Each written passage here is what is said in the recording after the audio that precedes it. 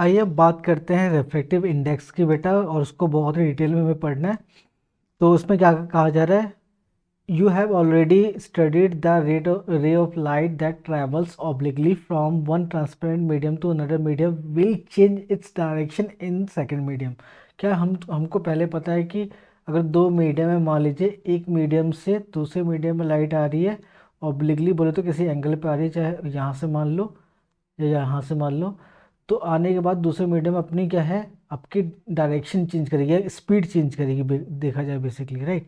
तो क्या करेगी, अपनी डायरेक्शन भी चेंज करेगी, राइट। इसमें क्या लिखा है, डायरेक्शन चेंज करेगी। तो डायरेक्शन चेंज कर दिया, मान लो ऐसे जाना चाहिए था बट वो गई ऐसे। Okay, the extent of change in direction that take place in given pair of media may be express in terms of refractive index constant that appeared in the right hand side. तो जो कितना extend ये bent हुआ है, बोले तो अपनी direction change की है इसने। तो ये इस चीज़ को हम अच्छे से एक्सप्रेस कर सकते हैं इस कांस्टेंट की हेल्प से, जिसको हम क्या बोलेंगे, एन के बराबर कह सकते हैं। ये कांस्टेंट है, इसको बोलते हैं रिफ्रैक्टिव इंडेक्स। क्या बोलेंगे बेटा, रिफ्रैक्टिव इंडेक्स बोलेंगे। ओके, तो वो कितना, किस एक्सटेंट तक ये बेंट हो रहा है दूसरे मीडियम में। So we can we can express in terms of refractive index, right? The refractive index can be linked to an important physical quantity, the relative velocity speed of the propagation of light in different media।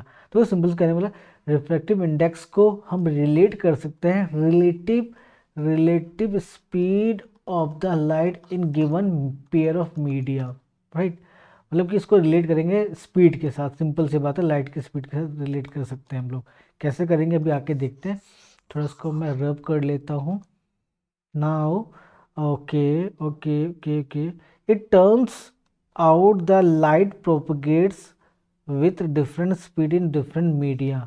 तो एक चीज़ यहाँ पे clear बताई जा रही है कि जो लाइट है ना, प्रोपगेट करती है, चलती है, बट जो उसकी स्पीड होती है डिफरेंट मीडियम में डिफरेंट होती है। जैसे कि एयर में स्पीड अलग होगी, वाटर में एयर लाइट की स्पीड अलग होगी, ग्लास में लाइट की स्पीड अलग होगी, right. Different medium will have a different speed of light. The light travel faster in vacuum with speed 3 × 10⁸ metre per second. तो सबसे फास्टेस्ट जो ट्रेवल करती है लाइट, किस मीडियम में ट्रेवल करती है, वैक्यूम में ट्रेवल करती है, ये समझ लीजिए। And it reduces considerably in glass और वाटर। तो ये रिड्यूस करती है काफ़ी ज़्यादा, मतलब ठीक ठाक तरीके से कह लो, रिड्यूस करती है किसके अंदर, ग्लास और वाटर में, अगर एयर से जाती है। और ये लाइन पढ़ना मैं भूल गया, in air speed of light is only marginally less as compare to that of vacuum. तो एयर के अंदर जो स्पीड ऑफ लाइट कम तो होती है, बट बहुत ही मार्जिनली कम होती है एज कंपेयर टू वैक्यूम में। बट वहीं लेकिन ग्लास में और वाटर में कंसीडरेबली लेस होती है, रिड्यूस होती है speed of light. Okay, now the value of refractive index for a given pair of media depends upon the speed of light in two media। मतलब कि जो रिफ्रैक्टिव इंडेक्स होता है गिवन पेयर ऑफ मीडियम की, मतलब कि जैसे दो मीडियम का आपको रिफ्रैक्टिव इंडेक्स जो होती है वो किस पे डिपेंड करती है, speed of light in this media, right. In medium में स्पीड ऑफ लाइट पे डिपेंड करती है। ओके, सो यहाँ पे क्या लिखा है, कंसीडर, मतलब कि किसी भी पेयर ऑफ मीडिया को जो रिफ्रैक्टिव इंडेक्स होता है वो उन मीडियम में जो स्पीड होगी लाइट की उस पर डिपेंड करेगा। कैसे करेगा, चलिए देखते हैं हम लोग भाई लोगों। कंसीडर अ रे of light travelling from medium 1 to 2। देखो यहाँ थोड़ा समझ लेते हैं, थोड़ा एक सिनेरियो बना रहे हैं लोग। एक मिनट, कहाँ गया, कैसे कैसे, ओके ऐसे। क्या कहा जा रहा है कि मान लीजिए दो मीडियम है, मीडियम 1 मीडियम 2। मीडियम 1 क्या है, एयर, मीडियम 2 क्या है, ग्लास है। और लाइट, अब देखो मीडियम 1 एयर है तो इसमें मान लेते हैं V1 स्पीड है, ग्लास में V2 स्पीड है। देखो मीडियम 1 एयर है तो इसमें स्पीड ज़्यादा होगी लाइट की एज कम्पेयर टू ग्लास में, ठीक है। ओके, अब लाइट यहाँ से आ रही है, अब क्या बोलता है, let v1 is the speed of light in medium 1 and v2 be the speed of light in medium 2. The refractive index of medium 2 with respect to medium 1 is given by the ratio of light in medium 1 and speed of light in medium 2. This is usually represented by symbol n21 and this is expressed as a equation as form as. वो कहने का मतलब है अगर मैं कहूँ दो medium है तो इनमें से लाइट जा रही है पहले से दूसरे में, तो n21 का मतलब क्या है कि refractive index of second medium, refractive index of second medium with respect to first medium, और we can say that it is a ratio of speed of light in first medium upon में speed of light in second medium, right, ये लिखा हुआ है। तो n21 का मतलब समझ लीजिए, और इन टर्म्स ऑफ स्पीड कैसे लिख सकते हैं ये समझ लीजिए। बात समझ में आई कि नहीं आई? n21 का मतलब फिर से समझा देता हूँ, refractive index of second medium with respect to first medium, इसका मतलब ये हो गया। और ये क्या किसके बराबर होगा? स्पीड किसके रेशियो के बराबर होगा? Speed in first medium upon में स्पीड इन सेकेंड मीडियम। ऐसे ही n12 का मतलब refractive index of first medium with respect to second medium, that means कि सेकंड मीडियम से लाइट आ रही है फर्स्ट मीडियम में, तो सेकंड मीडियम में जो स्पीड होगी रख देंगे अपॉन में फर्स्ट मीडियम रख देंगे, ध्यान देना है, ठीक है, ठीक है, सिंपल है। Now if a medium 1 is vacuum और air then refractive index of medium 2 is considered with respect to vacuum. कहने का मतलब क्या है? मान लीजिए कोई मीडियम है 2, कोई मीडियम 2 है मान लीजिए, और मीडियम 1 है। अगर लाइट मीडियम 1 से 2 में तो खैर आ ही रही है, बट अगर मीडियम 1 एयर या वैक्यूम है, क्या एयर या वैक्यूम है, तो उस केस में जो इस मीडियम का सेकंड मीडियम का रिफ्रैक्टिव इंडेक्स होगा n2 लिख सकते हैं, उसको हम क्या बोलते हैं? Absolute refractive index of medium बोलते हैं, उसको n2 से दिखाएंगे। और देखो n2 देखो अभी क्या n21 या n12 लिख रहे थे हम लोग, बट जब फर्स्ट मीडियम एयर होगा या वैक्यूम होगा उसको n2 लिख सकते हैं, और उसको क्या बोलेंगे? It is absolute refractive index of second medium, ठीक है, समझ में आ गया ना? तो ये अंडरस्टूड हो गया। तो किसी भी मीडियम का एब्सोल्यूट रिफ्रैक्टिव इंडेक्स निकालने का मतलब कि उसका फर्स्ट मीडियम एयर या वैक्यूम होगा, राइट, तो इस हिसाब से हम कहेंगे। Now if C is the speed of light in थोड़ा सा इधर कर लेते हैं बाबा, speed of light in air, C क्या है? स्पीड ऑफ लाइट होती है एयर में, और v is the speed of light in medium, then refractive index of medium is nm। वही रिफ्रैक्टिव इंडेक्स ऑफ मीडियम क्या हो जाएगा? दैट इज जिसकी बात कर रहे हैं, मतलब कि ये मीडियम हो गया कोई भी मान लेता हूँ, और ये एयर। जब लाइट ऐसे आएगी तो इस केस में क्या बोल सकते हैं?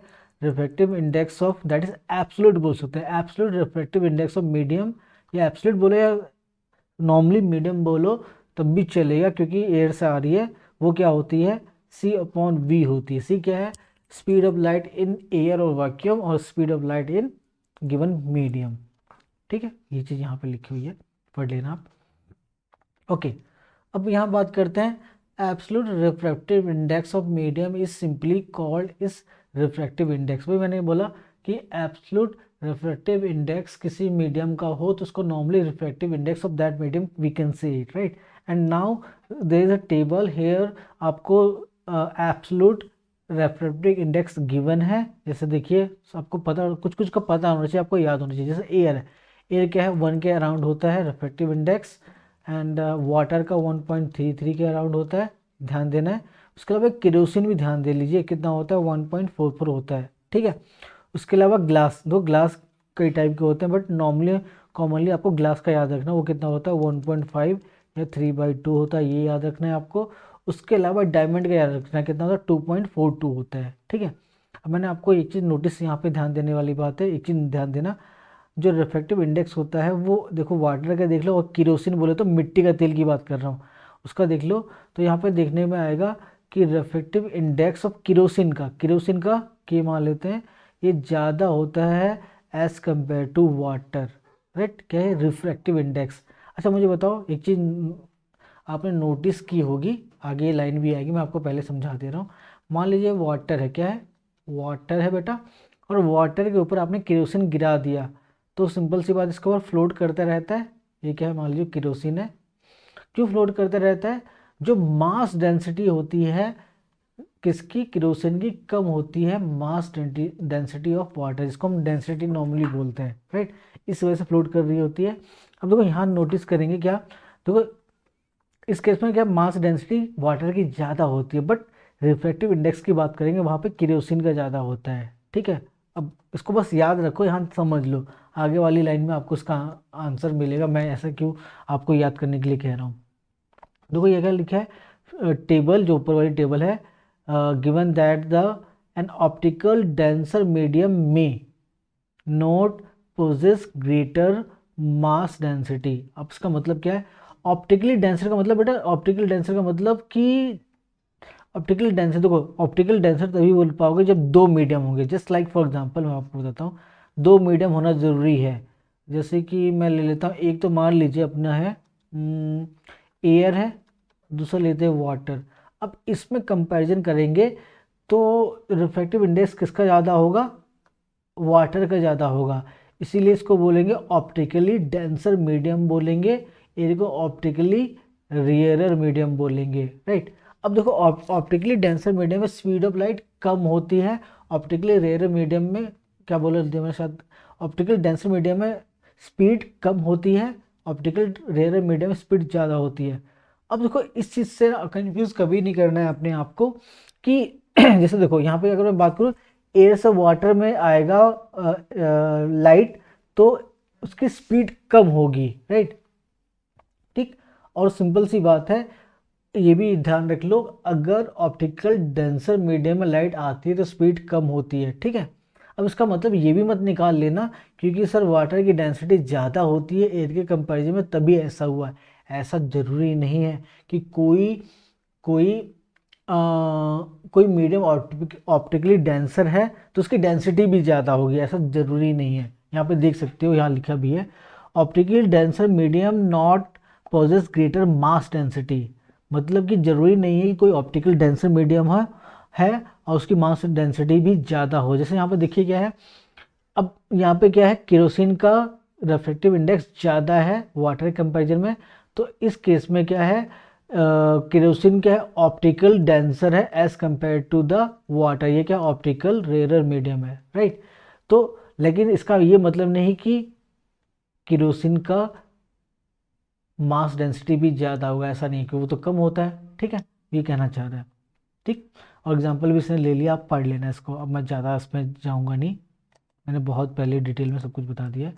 Now now now now now you know more, ये बहुत इंपॉर्टेंट है, बहुत इंपॉर्टेंट है, ये जो लिखा होता है ना, ये आपके ना कॉन्सेप्चुअल क्वेश्चन एमसीक्यूज में बहुत हेल्प करते हैं।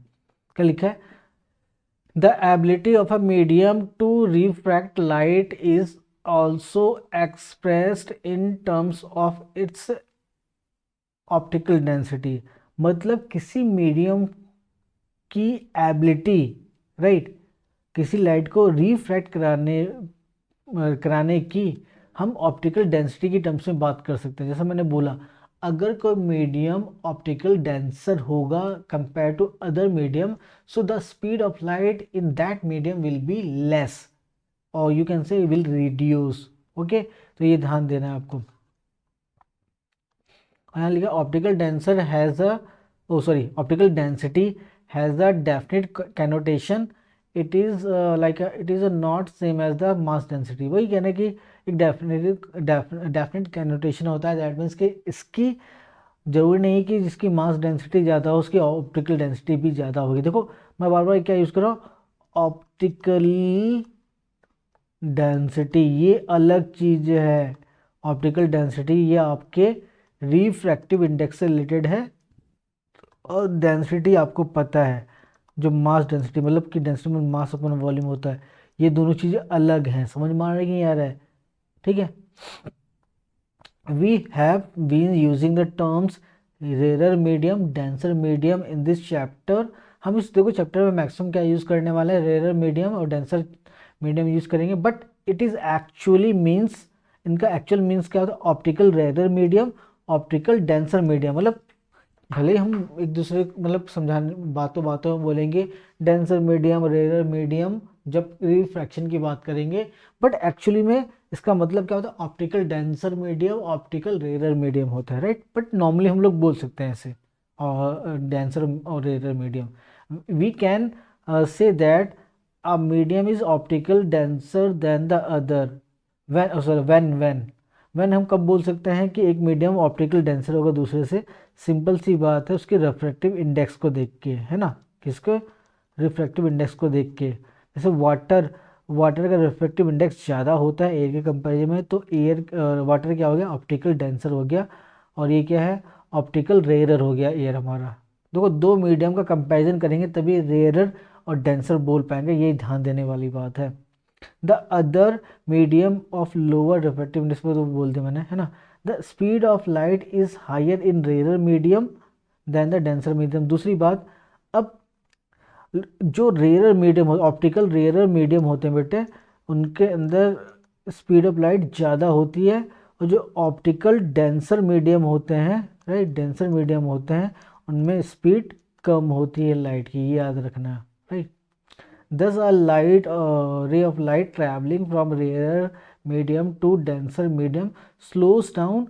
इसी के कारण क्या होता है, जब कोई रे ऑफ लाइट एक रेयर मीडियम से डेंसर मीडियम जाती है तो वो स्लो डाउन हो जाती है और बेंड टूवर्ड्स द नॉर्मल।